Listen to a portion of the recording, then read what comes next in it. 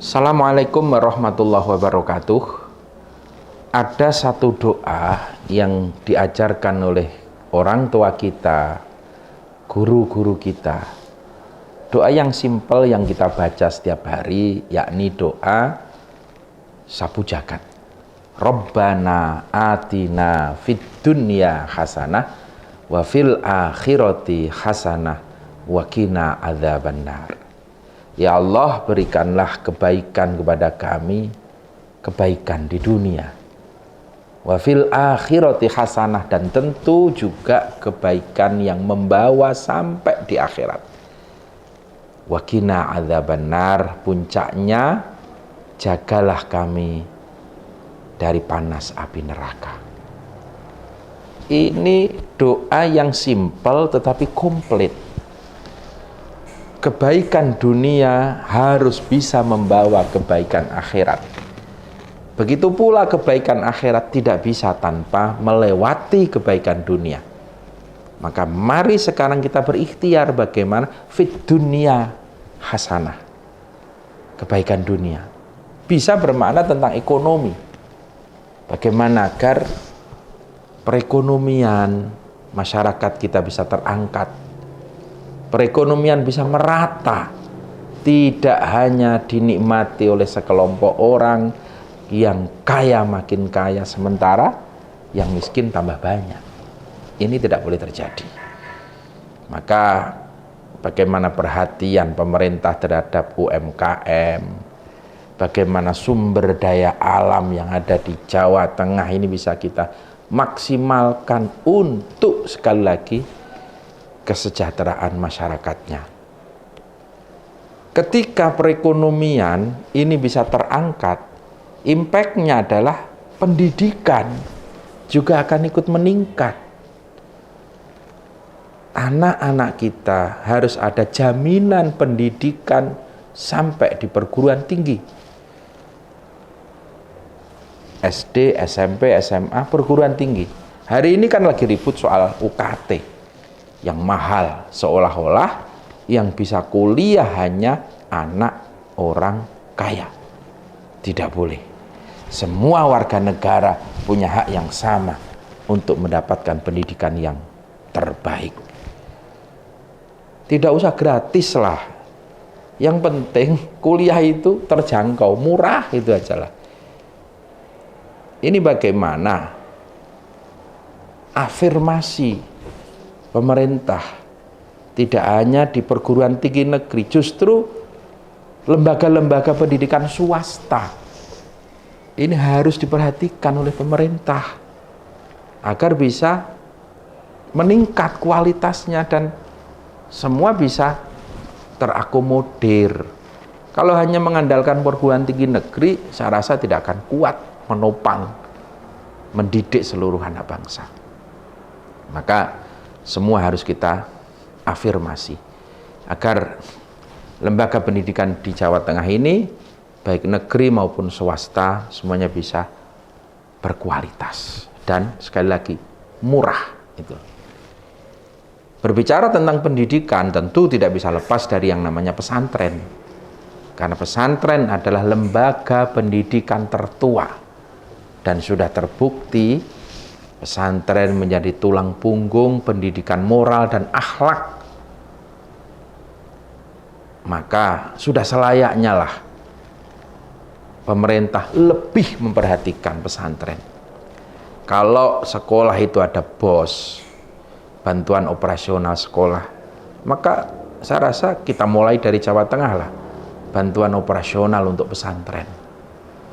Dan juga bagaimana beasiswa bagi santri-santri berprestasi untuk bisa melanjutkan pendidikannya.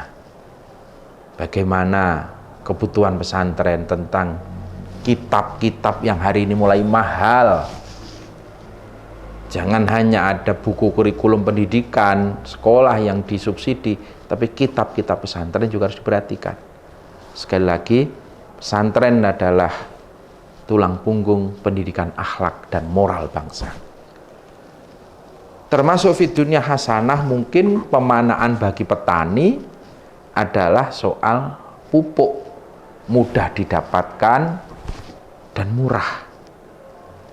Karena kemarin banyak petani-petani di Jawa Tengah yang menjerit soal pupuk. Mencarinya sulit, hanya dikuasai oleh sekelompok orang. Harus mudah didapatkan dan tentu terjangkau agar biaya produksi pertanian ini bisa nutup ketika panen, masyarakat bisa mendapatkan untung. Karena petani ini adalah tulang punggung perekonomian nasional. Dan Jawa Tengah masyarakatnya agraris, banyak petaninya. Tentu di sisi yang lain nelayan juga harus tetap diperhatikan. Bagaimana agar nelayan bisa mendapatkan kemudahan-kemudahan dari mulai soal modalnya, bagaimana solarnya, bagaimana perlindungan hukum. Ini yang penting. Jangan sampai nelayan itu dipersulit oleh regulasi-regulasi yang seolah-olah melindungi nelayan, melindungi laut, tetapi justru hanya menguntungkan pengusaha-pengusaha besar. Kita harus lebih memperhatikan para nelayan-nelayan di Pantura, di mana, agar mereka nyaman mendapatkan apa yang dikatakan tadi, fid dunya hasanah.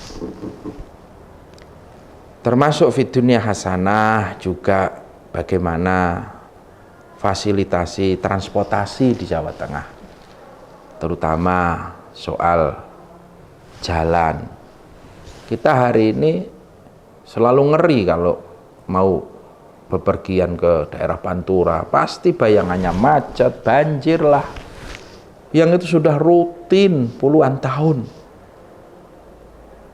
Harus segera ada solusi agar jalan-jalan provinsi sampai jalan daerah itu bisa, orang Jawa bilang, dalane alus, rezekine mulus.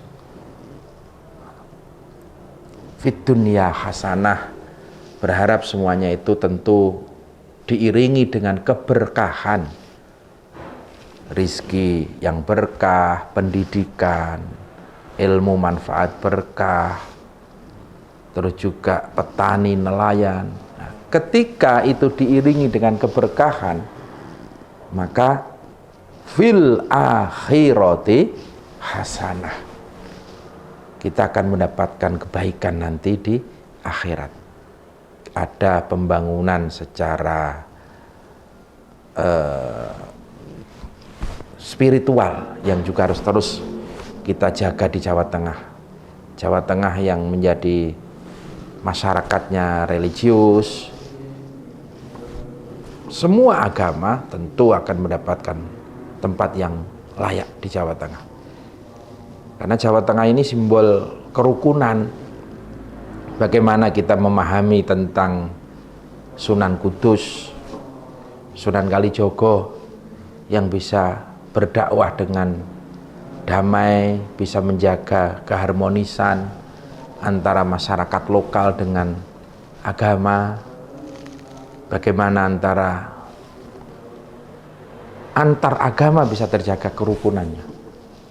Jawa Tengah punya Borobudur, satu simbol agama Buddha, berada di tengah-tengah masyarakat muslim, dan aman, damai, semua bisa mendapatkan berkahannya dari Borobudur. Yang masyarakat Buddha bisa beribadah, yang muslim bisa jualan. Alangkah indahnya.